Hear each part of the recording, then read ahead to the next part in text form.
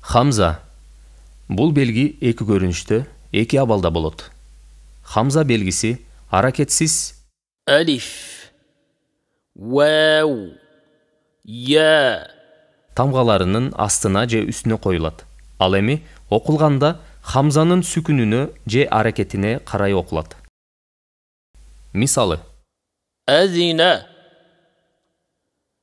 أعلم إن إذ أنزل أعدت مأمنة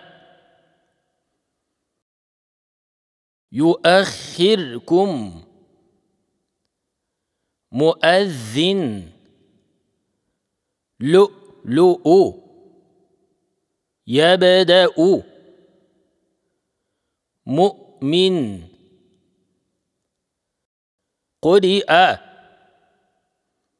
امرئ يبدئ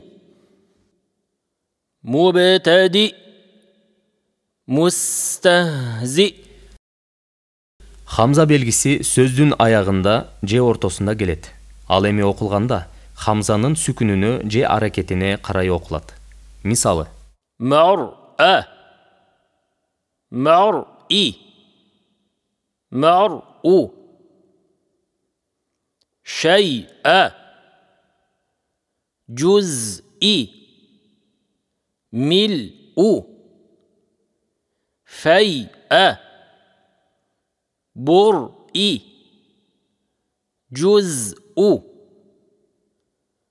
أرأيتم شطأه لتسألن ينبئكم استأذن.